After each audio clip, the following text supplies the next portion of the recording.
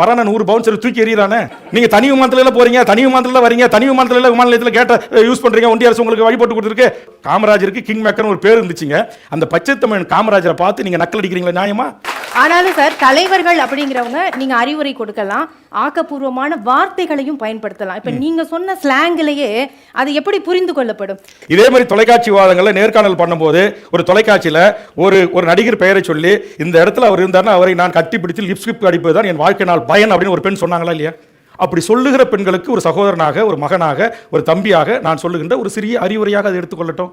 அதுக்கு ஏன் நீங்கள் 1.25 மணி நேரம் உரையை நீங்கள் கேட்டுட்டு வேல்முருகன் பேசுறது சப்பா ரைட்டா நீங்கள் சொன்னீங்கன்னா பரவாயில்ல. நீங்கள் அந்த மட்டும் வெட்டி ஒட்டி கட் பண்ணி வேல்முருகன் யார், உடனே ஒரு 10 மாணவர்களை கொண்டு நிற்க வச்சு அவன் யார் எனக்கு அறிவுரை சொல்கிறான், உனக்கு மெடிக்கல் காலேஜ் கொண்டு வந்தவன், உனக்கு பொறியியல் கல்லூரி கொண்டு வந்தவன், உனக்கு கலை அறிவியல் கல்லூரி கொண்டு வந்தவன், உனக்கு யூடிசிக்கு வந்து நீ பாதிக்கப்பட்ட போது உனக்காக அந்த சட்டத்தை கொண்டு ஒரு ஜெயலலிதா அம்மையாரிடம் போராடிவன், நான் சொல்லாமல் யார் சொல்லுவேன்?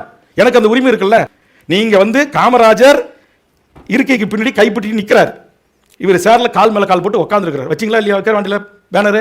அப்போ அந்த சமூக மக்களுடைய எதிர்ப்புக்கு இணங்க இன்னைய நாள் வரையிலும் ஏதோ என்னுடைய 2ஆம் கட்ட தலைவர்கள் இந்த தவறை செய்து விட்டார்கள் என்று என்றைக்காவது ஒரு வருத்தம், இந்த இறப்புக்கு ஒரு இரங்கல், நேற்று சேலத்தில் இறந்து போனவர்களுக்கு ஒரு இரங்கல் என்றைக்காவது பொதுவெளியில் தோன்றி பேசியிருப்பீர்களா? இதையெல்லாம் செய்யாத ஒருவரை குறித்து இங்கே இவ்வளவு நேரம் விவாதிக்கிற அளவுக்கு என் தமிழ் சமூகம் இருக்கிறதே என்றுதான் நான் வேதனைப்படுகிறேன்.